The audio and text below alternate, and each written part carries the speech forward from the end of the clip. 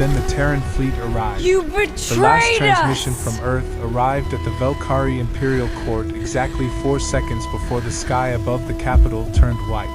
Grand Chancellor Ossavan Threll was mid-sentence, mocking the tiny blue message projected above the obsidian table, when the windows of the Sky Palace shattered inward and the screaming began. "This is your final warning," the human voice on the recording had said, calm as still water. "Stand down or be removed." Threll had laughed. Now, 4 seconds later, he was not laughing. He was running, robes flapping, toward a war room that no longer existed, because the ceiling above it had been vaporized by something that fell from orbit faster than sound could follow.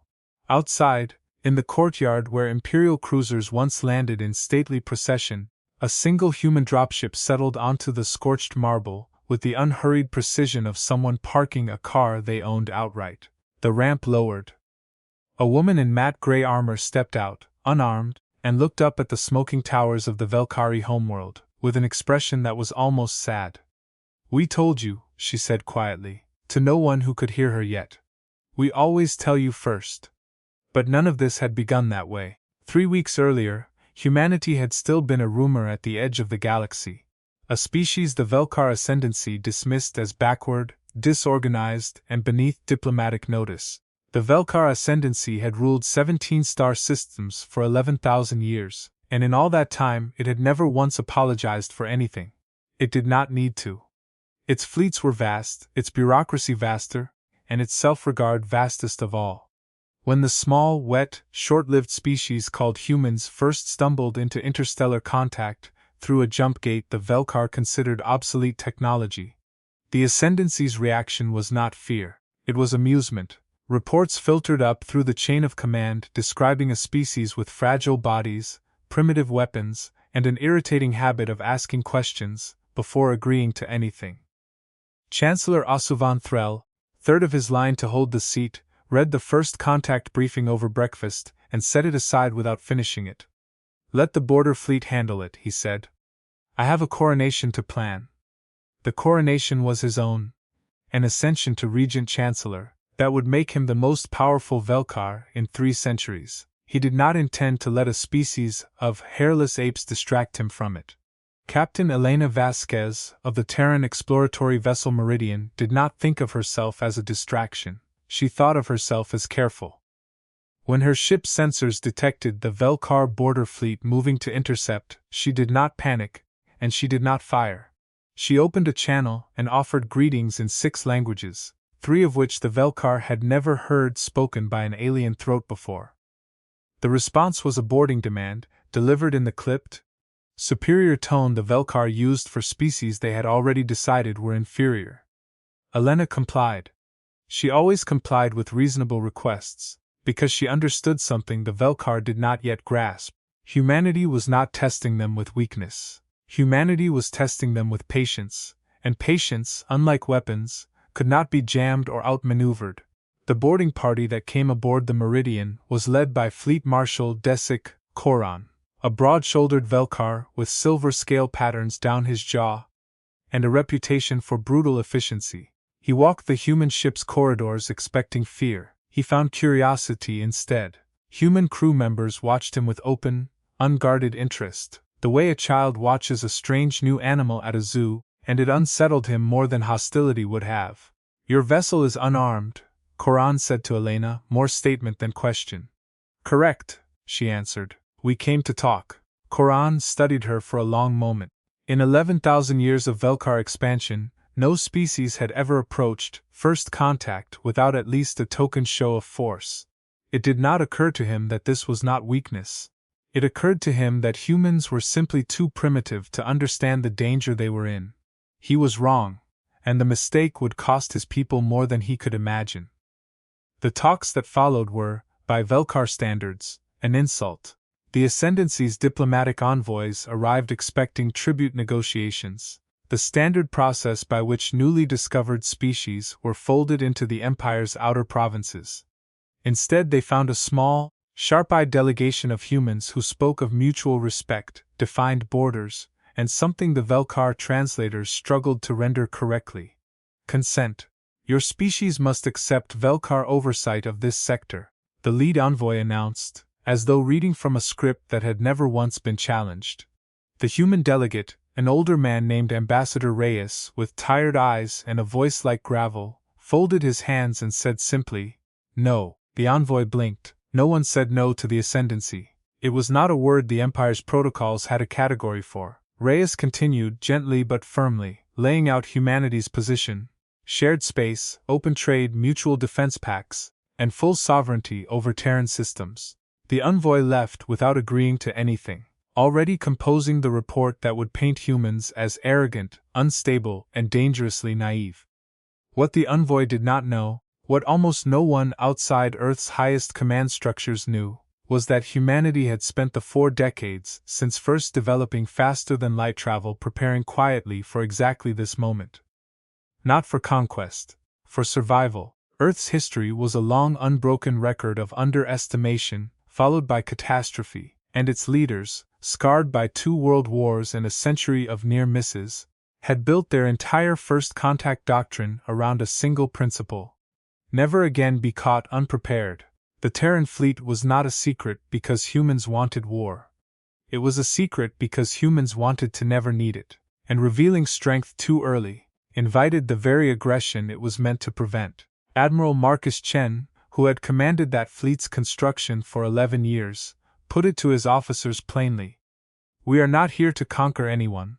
We are here to make sure no one ever conquers us again. If that fleet never fires a shot, I will consider my life's work a complete success." The ascendancy, of course, could not conceive of restraint as strength. When the second round of talks collapsed, Chancellor Threll ordered a demonstration fleet to humanity's border, a show of force meant to remind the newcomers of their place. 40 Velkar warships arrived at the edge of the Sol system's outer sensor net, weapons hot, escorted by the flagship Osavan's Glory. It was meant to be terrifying. Instead, it was met by silence, and then by a single Terran patrol vessel that calmly informed the fleet it had entered a restricted zone and requested it withdraw within 6 hours. Korin, aboard the flagship, laughed at the audacity. 6 hours passed. The Velkar fleet did not withdraw. Nothing happened. No shots were fired, no ships destroyed, and Korin began to believe the humans had been bluffing after all. That belief lasted exactly 9 more days, until Velkar sensor logs, recovered much later, would show that in those 6 hours, 17 separate Terran reconnaissance drones had mapped every weakness in the Ascendancy fleet's formation, shield frequencies, and command structure without a single ship detecting the intrusion. Humanity had not been bluffing, it had been counting. Ambassador Reyes sent one final message to the Velkar Ascendancy, the message that would later become famous across 100 worlds as humanity's final warning. It was brief, almost gentle in tone, and utterly without threat in its language, which made what followed all the more devastating. "We do not want war," Reyes said. "We have never wanted war, but we will not be ruled, and we will not be intimidated. And if you move against Terran space or Terran citizens, we will respond with everything we have built to prevent exactly this outcome. This is not a threat. It is a fact we would rather never prove true. Please, for both our peoples, do not force our hand." Chancellor Threll watched the recording twice, then a third time, searching for the fear he was certain must be hidden beneath the calm words. He found none. It infuriated him more than any threat could have, because it meant the humans genuinely believed they could back up what they said, and no species that small had ever had the right to that kind of confidence. "Send Third Fleet," he told Korin.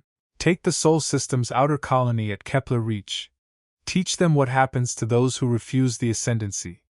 The attack on Kepler Reach, a modest human mining colony of 11,000 civilians, was meant to be swift and humiliating, a lesson delivered in fire that would bring the rest of humanity to heel within days. Korin led it personally, eager to prove his chancellor's confidence had not been misplaced. The Velkar fleet dropped out of transit above the colony, expecting token resistance, and found instead an empty sky, no defenders, no warning shots, nothing but the quiet colony below, apparently undefended. Korin felt the first cold flicker of doubt as his sensors swept the system and found it strangely, perfectly clean. Too clean.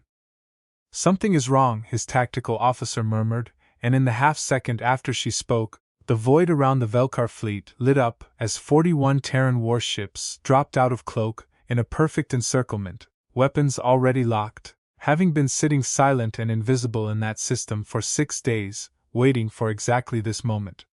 What followed was not the massacre Corran had planned. It was the massacre he received. Terran weapons technology, built on principles the Velkar had dismissed as theoretically impossible, tore through ascendancy shields in ways that made no sense on Velkar scanners. Because humans had spent decades studying not how to build bigger weapons, but how to disrupt the specific harmonic frequencies Velkar's shield generators depended on. Ship after Velkar's ship went dark, disabled rather than destroyed, because Admiral Chen's standing orders were explicit. Cripple, don't kill, unless killing becomes the only option left. It was a mercy the Velkar did not expect and did not, in the confusion of battle, fully understand. Corran's own flagship lost power within the first 90 seconds. Drifting helpless in the dark, while around him, 3/4 of his fleet suffered the same fate, disabled almost bloodlessly by an enemy that could have annihilated them outright and chose, deliberately, not to. When Elena Vasquez's voice came over his ship's emergency channel, offering rescue for his crew and safe passage home for himself, Corran sat in the darkness of his dead bridge and felt something he had not felt in decades of service to the Ascendancy. Shame. The news of the Kepler-Reach disaster reached the Sky Palace within hours, and Chancellor Threll's reaction was not the fury his court expected. It was disbelief curdling slowly into terror, because for the first time in 11,000 years, the Ascendancy had sent its fleet to punish a lesser species, and the lesser species had not merely survived. It had chosen not to destroy them, and that restraint terrified the court more than annihilation would have, because it meant the humans had capabilities the Ascendancy could not match, and morals the Ascendancy could not predict. Threll's advisors began fleeing the capital that night. His own fleet marshal was a prisoner treated with more dignity than any prisoner in Velkar history had ever shown an enemy. And 3 days later, when a single unarmed Terran diplomatic shuttle requested landing rights at the Sky Palace itself, no one in the Ascendancy dared refuse it. The woman who stepped off that shuttle was not Admiral Chen, and she was not Ambassador Reyes. It was Elena Vasquez, chosen specifically because she had been the first human the Velkar ever met. And Earth's Council believed there was symbolic power in closing the circle. With the same hands that had opened it, she walked into the ruined Sky Palace, past the shattered windows and the silent, watching courtiers, and found Chancellor Threll waiting for her alone, stripped of his guards, his robes, and most of his certainty. "We could have taken this world," Elena said, not unkindly. "We chose not to. I need you to understand why, because what happens next depends on it." Threll, for the first time in his long and arrogant life, said nothing, and simply listened. What Elena told him became the foundation of the treaty that followed, and later, the foundation of a peace that would hold for generations. Humanity had not come to conquer, she explained, because conquest bred exactly the kind of resentment that eventually consumed empires from within, and humans had studied their own bloody history closely enough to know it. What humanity wanted was simple, and it was the same thing it had wanted from the very first message: to be left alone when it chose to be respected when it engaged, and to never again be the smallest, weakest thing in the room, forced to beg for its own survival.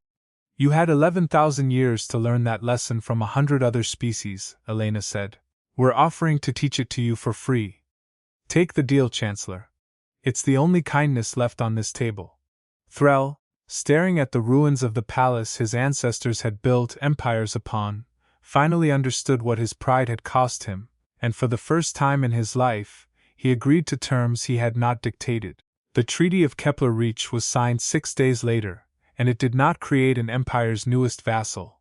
It created something the Ascendancy had never possessed in 11,000 years of expansion: an equal. Word of what happened at Kepler-Reach spread across the galaxy faster than any ship could carry it, passed system to system, species to species, until the story of the small, Quiet species that gave every warning it could, before finally proving it meant what it said, became something between legend and warning. Other empires took note. Other species, watching from the margins of a galaxy the Velkar ascendancy had dominated for 11,000 years, began quietly reaching out to Earth instead, not with demands, but with questions, because they had learned what Chancellor Threll learned too late. That humanity did not measure its strength by how much destruction it could deliver, but by how much restraint it could afford to show. Admiral Chen, reviewing the final reports from his command deck months later, allowed himself a rare, tired smile. His fleet had not fired to conquer a single world.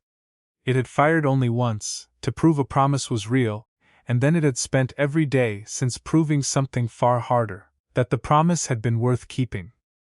Years later, historians on a dozen worlds would still argue over the exact moment the balance of the galaxy shifted, some pointing to the silence at Kepler Reach, others to the treaty signed in a shattered palace, others still to the quiet decades of trust that followed, when the Ascendancy's children grew up learning the Terran tongue alongside their own, and no longer flinched at the sight of a human ship in orbit. Chancellor Threll, stripped of his old titles but strangely lighter for it, spent the rest of his long life as the first Velkar ambassador to Earth. And he would tell anyone who asked that the greatest gift humanity ever gave his people was not mercy in battle, but the chance to become something better than they had been. Elena Vasquez never stopped flying.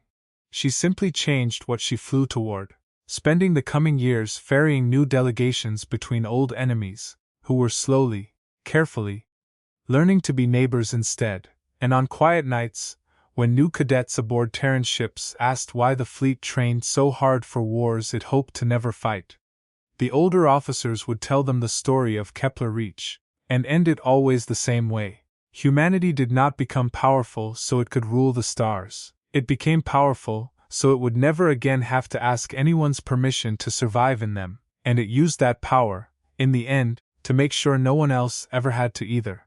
That was the last warning humanity ever needed to send. After that, all it had to do was keep its word. But peace, as every soldier who survived Kepler Reach would later warn, is never the end of a story. It is only the quiet breath before the next one begins. Far beyond the borders the Velkar ascendancy had once called the edge of civilization, past star charts even the Terran fleet had not yet dared to complete. Something old was stirring in the dark, something that had watched the fall of a dozen empires long before humanity ever left its own solar system, and had taken careful, patient notice of the small blue world that refused to kneel. Admiral Chen would not learn its name for another year. Elena Vasquez would not see its ships until it was almost too late, and somewhere in the classified depths of Earth's deepest archives, a single sensor log, dated the very night of the Kepler Reach ceasefire, sat flagged and unexplained. An unknown signal, ancient beyond measuring, that had answered humanity's final warning, with 3 words no one in the Terran fleet had translated yet. 3 words that would change everything.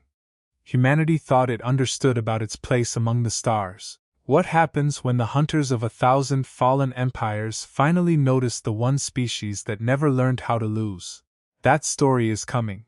And when it does, nothing about the galaxy will ever feel safe again.